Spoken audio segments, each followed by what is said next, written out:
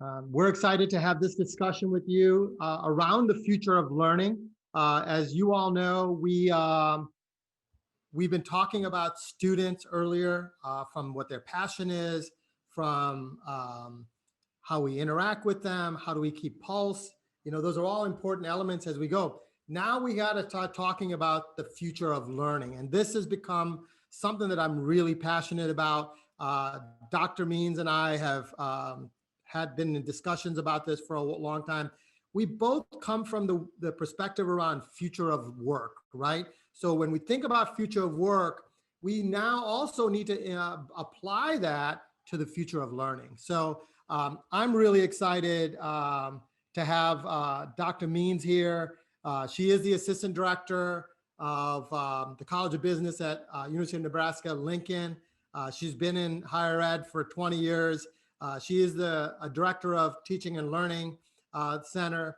And I'm really excited because every time I have a discussion with her, we just have a great time in talking about what the future of learning really looks like. So first of all, Dr. Means, thanks for joining me in this discussion. So when we think about the future of learning, I always start with this quote: when status quo ends, opportunities start. When status quo ends, we recognize there's fear and uncomfortableness, and we understand that incumbents like it a certain way. They feel the loss of control. There's resistance. We've seen this for the past 30 years, and when I've been putting in student systems, it's no different when we're asking people to change in anything we do. We, of course, got to think about that in learning and the way that we approach learning as we move forward. But I really believe there's an opportunity. There's an opportunity for universities to really think, reimagine, transform, innovate, and empower, and even renew what they've always been there to do. Me and Dr. Means have talked about it. I'm a big believer that the asset of a university and a college is the knowledge that it disseminates. And that's why I believe faculty is going to become a big part of how do you empower that faculty to do really great stuff, right? So today we're going to talk about the modern learner and the modern educator. We're going to talk about imagine-ifs and things like that. And the way that I want to approach this, instead of us just having a set of slides, me and Dr. Means are going to talk about the topics that are in hand. It's not scripted. I'm never scripted, as you guys have all learned in the past 4 hours. I'm pretty off the cuff. Dr. Means and I are going to go pretty off the cuff. But campuses have to stop and reflect on their status quo, right? They got to shift out of the pandemic, and because it's not going to be forgiving, right? That's what we have to recognize, is that if you still stay on the road and the path that we've been helping pave the potholes, we're going the same direction. And if you just listen to the first half of our day, we have to rethink what we're doing, right? And that's going to be an important piece of it as you move forward. So, Dr. Means, when we think about this, we think about the mind shift that we're having. I would love your thoughts on it, because you really do focus on future of work. And I think because we think about future work really becomes an integral part of future of learning. Can you speak to that a little bit? Yeah, absolutely. And thanks, Matt, for involving me in this conversation. It's one of the topics that I really enjoy talking about. So this is a lot of fun to do. Well, we find that when we start thinking about learning, we're not just talking about the traditional brick and mortar, four walls, everybody comes into a classroom, sits down, and is learning specific skills or knowledge, and then they're going to go out into the world, and then their life is going to change. We're wanting to have learning be something that happens without necessarily walls or barriers around it, and becomes a continuous process that they go throughout their life. So even when they're in a classroom, we're trying to teach them how to learn, and we'll talk about that in a little bit. But when we think about the things that are happening in the world, you've got information here on the screen about the fourth industrial revolution. The things that are happening are that we're shifting what we think of in terms of what it means to be prepared for the workforce, or what it means to be prepared for a life of learning or engagement in the activities that we expect people to be able to engage in throughout their lives. Yeah, and we put a video out there. It's on your Quiller. We encourage you to watch it. There's a couple videos that we've already embedded in here. When we think about the fourth industrial revolution, we've been through it ourselves, right? We've been through the third industrial revolution when the internet came into play, right? So if you think about that, Kmart's and the Sears, they didn't recognize it, or they hesitated to make the shift that was necessary. When we're in the fourth industrial revolution, we are seeing smart retail and smart banking and smart venues. They're doing a lot of smart stuff. And is there going to be an Amazon that comes into higher ed? I don't believe that's the case. I actually believe that the schools that are not the brand name schools will become the schools that will lead the industrial revolution. Why? Because they have to reimagine their academic and campus enterprise to actually survive or actually accelerate. So you will see, schools already doing it, right? You talk about Southern New Hampshire and Arizona State and Maryville. All those schools are already starting to do the innovations that our campuses need. I believe there is a new set of leaders within those ranks that are going to come. And why is that important? Why can't Google come and do this? Because I believe that accreditation is an important element of what's happening here, and they're already accredited. So them being able to work through that accreditation process and bring these innovations into here allows for the fourth industrial revolution to play a bigger role as you move forward, right? So, and Matt, I'd just add one thing to that. I think the key thing to think of in terms of the way that we'll be able to change is responsiveness. So are we going to be responsive to the needs of industry? Are we going to be responsive to the needs of the students at different times in their lives? Are we going to be responsive to changes or things that impact our institutions? And that's going to be really key, is how responsive are we? Yeah, and that's a great point. I believe that we have to look at how do we align with industry. So that is part of future of work, right? When we think about future of work, there's 4 tenets that I always follow: is what is the work, who does that work, where's that work done? But the one that's really important and is specific to a university and a college is how do you disseminate the information so that students can actually take on the jobs of the future? And there's going to be it in the traditional sense and the non-traditional sense, right? So that's going to be a big part as we think about it. This disruption has allowed us the license to change. I said this earlier when Salesforce was on. This is the opportunity for us to say, hey, you know what we've always done may need to be thought differently, right? The reason that we don't have BlackBerry and Kodak and all these places is because they didn't want to take the opportunity that was in front of them. Imagine if they would have been the ones that said, hey, we're going to take advantage of the technologies here to make Kmart better or Sears better. It didn't happen, right? This is why I believe there are leaders within these institutions that are going to be able to drive those transformations. And we talk about digital change, right? You got to be digital, and that interaction is a really important piece of it. And we got to really drive towards a lot of that. I put a quote here from Tawnya. I mean, you want to speak to it a little bit, Tawnya, and since it's your quote, so. Sure, absolutely. Yeah, one of the things we realize is that there are basically 3 different time periods when we start measuring how we've reacted here in this situation. We have the way things were before the pandemic, we have the way things are currently during the pandemic, and we have the way things will be after the pandemic. We start talking about what happened before the pandemic. We can think of all of the different practices that we had, but a lot of them don't apply to what we're doing right now because this is such a different and unique time. We start thinking about the things we're doing right now during the pandemic, and we realize that we're making adjustments, but many of them may not stay the same as we think into the future. And so when we think about what we can learn from before and during, we realize that we've got lots of different ways that we've addressed the challenges that we've encountered, and we can take those and leverage them to be able to, in the future, to meet the needs of a variety of students in lots of different circumstances, lots of different contexts, and lots of different needs. Yeah.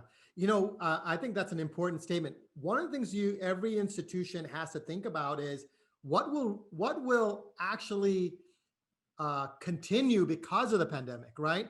Remote learning is going to continue. It's going to be a very competitive landscape coming out of the pandemic. Why? Because students have now experienced it. Students have the ability to take courses at different places. Schools can actually offer their courses. So now you can move away from the traditional, 4 years to like a more, non-traditional base. And I don't like to say non-traditional because I believe continuing learning should not be non-traditional. It should be what we should be doing in the world of future of work, right? So it's an important piece as we think about that. So we're going to talk about the future of learner, and we're going to talk about the future of learning in terms of educators. So we call it the modern learner, right? What is the modern learner? So modern learners are digital natives who expect a frictionless experience, right? They demand world-class experience and learning that is accessible from anywhere, and they're socially empowered through information and recognize it through the value of feedback. So if you just ask your kids, like I said, I have 2 kids, and they are empowered through knowledge. Things that I would have never understood as a kid, my son at age 13 can answer information. He can tell you who the best products are. He can tell you he is going through that. And I believe universities and colleges have to understand that as they come through it. I think another key piece to recognize here is because there is so much information available in the world, and our students have access to that, they are picking and choosing the things that they want to learn. And they're not finding a good match for that at some institutions. They're seeing a curriculum that's defined for them that says you need to go through these particular courses and have these particular assignments and come out with this particular outcome. But they're so used to a world of information where they can get anything they want in as small or as large pieces as they want. And I think we're going to have to shift to be able to offer that kind of experience to students. Yeah. And like I said earlier today, my daughter is 17. She's applying to colleges. So I'm sitting in the background watching, how her interaction is, not trying to influence her in any way other than just listen to let her go through that experience by herself. She asked me the question of what major, because if you ask, there is so different majors at different places, and even the way that those majors are actually framed are different, but they are probably teaching the same thing. They're just framed differently. And I've encouraged her to not worry about the major, pick a topic that's going to allow her to want to learn and experience and be able to process information, all those things that a learner has to do. So can you tell me a little bit about what is the value, take the major out, but what are they learning through the different majors, right? For the workforce. Can you speak to that a little bit, Dr. Means? Yeah, absolutely. For one thing, they're being exposed to a culture and a network and the concepts in a particular field. So a major can be helpful for that aspect of it. Certainly they should take a variety in the beginning to be able to see, what even is possible, what's out there. My son is also preparing to go to college. My daughter's already in college. And as they start thinking about, well, what major, what things should I do? It's a good thing for them to take a lot of variety to be able to be exposed to a lot of different fields, industries, cultures, and start to become enculturated in that language and that environment to see if it's a good fit for what they want. But then from there, that's where we need to start designing those personalized, those small pieces that they can add together to be able to make up something that's meaningful to them, so that when they are done with their degree or their certificate or their credential of any kind, they can then use that in a way that helps them to get launched into the work that they want to do. Yeah. And when we think about the modern learner, the way that I frame up everything in my future of learning and future work is, what are we dealing with? What is the factors that are in play? When we think about the modern learner, I always say they wear 3 hats, right? They're a consumer, they're a customer, and they're a product. Now, I've done this talk a few times where I've had people come and say, I don't think they're customers. It makes me feel like, and I keep saying to them, if you're not a customer, then you shouldn't be taking money from them, right? You have to understand exactly who they are, because you have to create their experience for a customer, for a consumer. If they're the product and who represents you in the market, you have to treat them like a product. How do you make them continuously develop as they move forward, right? The other factor is, the multiple learning models. We have now seen it, right? We're doing a synchronous online version, right? There's, of course, synchronous traditionally in person. And then, of course, all of this content that we're actually doing is actually going to be, it's going to be online after our conference. So then you can listen and watch this asynchronously. So we are now going to be able to say, schools have to be polysynchronous in the way that they offer, right? It has to be allowing them to take it in any way that they want. And then you just mentioned about personalized and on demand, right? Those are important elements. And I believe that institutions that start to think about that, and it's hard now because we're built on an institution-centric mindset. This is the pivot. This is where you have to say, we're going to continue to do traditional, but we know what? We're going to now also try to figure out, how do we personalize it for the people that need it personalized, that need it on demand? And of course, the return on investment is a big piece. Any thoughts on that, Dr. Means? Yeah, I think you brought up really key points. I think the one thing to say about polysynchronous is that it also includes the ability to participate and not just consume in an asynchronous manner. So are there ways that people can respond, they can share their thoughts, they can add to it, extend it, enhance it, mix and remix, and all of those kinds of things, that if we're designing for a polysynchronous activity, then we start thinking about what ways can we help this to not just be a one-way broadcast, but something that is more than just something to be consumed. Yeah, yeah. And when we think about returning on investment, you have to understand what the value drivers are, why someone is selecting your institution or would select your institution. So I have a video here. It's embedded in here. Watch it at your leisure. It's about brand. School students are going to pick and parents are going to pick brand. And I always use the word parents because I believe parents are as important in the way that you interact with that student, especially if they're coming out of high school. My daughter's asking me, hey, what should I be thinking about? So the parents have to be an integral part of the brand question. And then of course the experience is, what does the student want? Do they want that experience of a 4-year experience, or do they need it maybe slightly different, right? What's that experience and how do you create that value? And of course, everyone's trying to figure out, how do you specialize into something? Because everyone believes that a major defaults you into a career. And I'm not a believer of that. I believe majors are just allowing you to love what you're learning, and then lets you position you for the market as it comes, right? And of course, convenience. How do you make it convenient? So making it online, making it accessible, even having local institutions, peer-to-peer collaborations is going to be a key element of how universities are going to work with these modern learners. And of course, affordability. This is going to be the #1 driver in many places, and we will see that as we move forward. So what are the conversations that we're having? Dr. Means, do you want to just speak through these a little bit, and then we can certainly, chime. Sure. Yeah. Yeah, absolutely.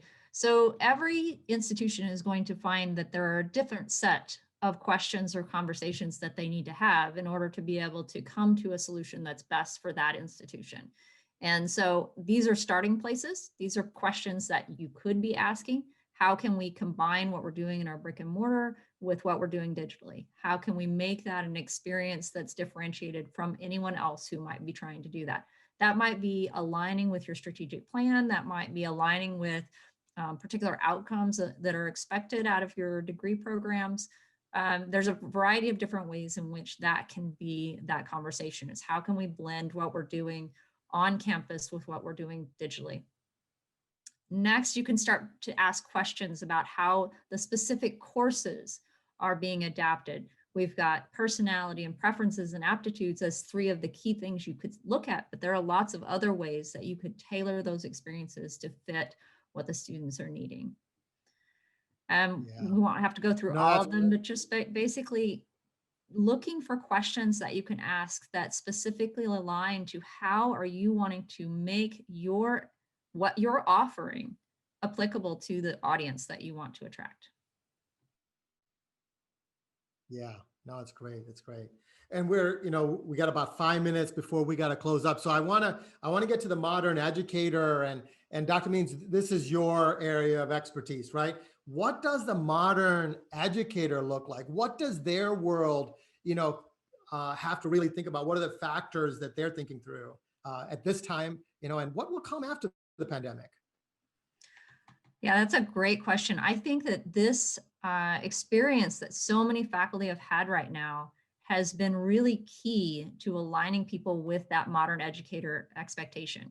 They've got a changing landscape in regards to a lot of the things that they have gone through and the needs that they've had to be able to change what they're doing in order to fit the pandemic requirements and constraints. And so taking that experience of being able to adjust and adapt and be agile and be responsive and be resilient, all of those things that people are doing right now are great for getting them to continue to do those things as they work forward into the future, and also to recognize that these skills that we're developing during this time, both on our part as educators, but on the students' part as learners, these are all going to impact us for a really long time. And so there's lots of different factors that can play into the things that we can do. You've got some great resources about the learning chemistry, all the different pieces that build into a learning experience. We can talk about things like, should we reimagine how we deliver content? Can we talk about unbundling or remixing and reusing and sharing and combining with different sources? And so we can bring content to be responsive to the needs of the environment. Yeah. There's lots of other things we could talk about. We don't have a whole lot of time left, so it's kind of trying to be quick there. This is great. No, and I think the whole concept of unbundling is going to be a big part of it. And I know people don't like the word unbundling, but the reality of it is students of the future are going to need micro learnings. They're going to need to have things that are designed where it's a little bit more stackable. It's a little bit stackable as you move forward, right? So that's going to be a piece. I'm a big believer that the digital marketplace is going to be a key element of how universities and colleges disseminate that knowledge. And I believe that's the asset that we really have to think about. And then I'm a believer that as an educator, you're also creating what I would call an academic rigor that prepares students for the workforce, right? Not only are you going to give them the skills, but what is the discipline and how do you research? I'm a criminal justice major and I design large student systems and I'm helping, universities transform. I will tell you, I go back to the way that I read cases where I applied historical cases to relevant cases, right? Well, I do that today. I'm listening in the same element as we move forward. So I'm a big believer that your major is going to allow you to be prepared for the rigors of the workforce as you come through. So we're of course having these modern conversation. Are you teaching or are you learning, right? Teaching is really designed around the instructor and the professor, whereas learning is around the consumer, like the person that's student-centric, right? We got to think about that as you move forward. And then you got to understand when courses are they designed for a digital consumption, right? The thing that we now have realized is that March till now, moving everyone to Zoom and just putting it on PowerPoint, the value of that is not going to resonate for a long time. You have to start thinking about how do you create platforms to do that as you move forward.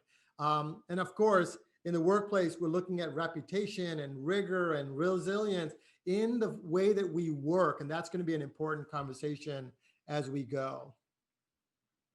So I always use the word imagine if, and imagine if a modern learner could create an academic path with their career passions, right? That was our first, we started the day with passion, profiling of students, right?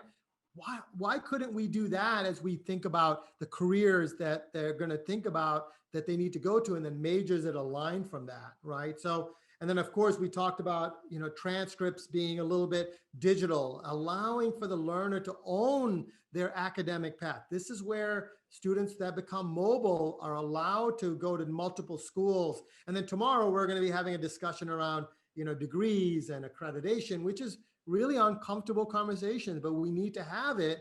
And these are things that we got to think about as you move forward. And then, Dr. Means, I don't know if you want to just talk about, this whole thing on affordability, funding the educational opportunity. Would love your thoughts on it, because I think it's an important part of how a modern learner will see the ROI as they move forward also. Yeah, that's a great point. We've actually seen several instances on smaller scales where we've got, employers who will send their students to, or their employees to an MBA program and will pay for it, things like that. But then we've also seen really great examples where Starbucks is partnered with a university, or where Walmart is partnered with a university. And so we've got examples out there of when we've got these partnerships, and these partnerships then help the employees within a company to be able to continue to move up, or to move on through in their career. And so that's one way. But then there are also a lot of ways that we can have the institution itself that can reduce costs and make it more affordable for students to participate in learning. Yeah, no, it's great. And as a modern learner, this whole thing around the micro credentialing and designing to the industry, like we're working, our firm is already working with universities that are saying, hey, which industries can we work with you so that we can look at the future of their curriculum, and how do you prepare that, right? There's colleges all over the place, universities that have innovation centers that are really thinking through this. And that's why it's an important piece as we go. Now we got to get to some questions and answers. So what's really next in the future of learning? You got to be flexible and agile, right? You got to figure out, is what you're offering scalable as you move forward? And then the continuous learning model. So these are the 10 things that when I was saying, hey, what is the future of learning look like? These are the 10 things that I was saying, this is what universities and colleges have to think about: polysynchronous, the personalized things. So this is an important piece of the things of the future of learning. Any thoughts on any of these? And then JTH, are there some questions that you want to ask before we move? Yeah, there's some questions there in the Q&A section. One of them is from LaLuna Thomas. I probably slaughtered that name. If we encourage students to explore varying interests, this plays a role in their expected graduation rate, which is what institutions are sounding off on to reduce these rates to a 2 to 4 year graduation rate. How can institutions effectively encourage career explorations without suffering in their overall graduation rates? And Maurice Pratt asked a related question about that there have been talks about entirely customizable degrees where students don't have to pick just 1 or 2 subjects to study, but can instead select modules from multiple programs. There are some who are convinced that this approach and view this as a move away from traditional degrees, the structures are problematic. Any thoughts on that? So really is looking at how can you construct and explore things, but still graduate and move forward. Yeah, I think that means that we have to move away from the typical semester or terms. We have to be able to fit more things into smaller pieces. We've got examples of pop-up classes that are one credit and expose students to a lot of different information in a very quick fashion. We've also seen some really great examples out there right now of programs that have become interdisciplinary. So putting together things that are in different colleges, but are paired with each other really well. So there's some really good examples of people who are thinking this way. Dr. Means, I'm glad you said it and I didn't say that, right? Because if I would have said it, they'll be like, "Oh, that's Matt, who's, he's more in the business minded." No, the reality of it is we have to stop thinking in the traditional sense of a 16-week course, because the way that people are consuming information doesn't require 16-week. That 16-week course was built for many different reasons, right? today we can do an hour course. We could pop up things at a minute's notice, right? We did this summit in 3 weeks and we have 600 people ready to go, right? That's an important piece that we have to think about. I'd like to go back to Ms. Thomas's question around the 2 to 4 year graduation retention rate, right? I'm a believer that sometimes these rates and these things that you're being qualified for is actually handcuffing you from actually doing the right things for your students. Because you need a 2-year rate and a 4-year rate, you actually are starting to look at the rate of graduation as opposed to like putting the value of a student learning that content and being a great employee or a great asset in our market. Like, we have to go back and say, why are we grading ourselves on a rate structure that may not be always beneficial for the actual student who only needs a 5-week course or a 6-month course, or you know what, they take 6 years to learn something because they're not at urgent. So I would love to come back to that discussion because I think that's a whole Zoom in itself. Because there's a discussion around that accreditation that I think we got to get into that'll allow for us to have just really deep conversation where I think then we focus on the asset of the knowledge that you disseminate, because that becomes the value, and then we're graded or scored on that element of it. So just would love your thoughts on the this whole notion of rates, and things like that, Dr. Means. Yeah, absolutely. And there are some things that it does take that much time to be able to get expertise or even a level of proficiency. Yeah. But I also think that we do some of the things we do for efficiency's sake. And it would be very challenging if we had every semester where there would be all of these courses that we'd be running on different calendars at different times, and unless we were designed to offer it that way. So it would be very difficult and would be quite a mind shift for an institution to do that.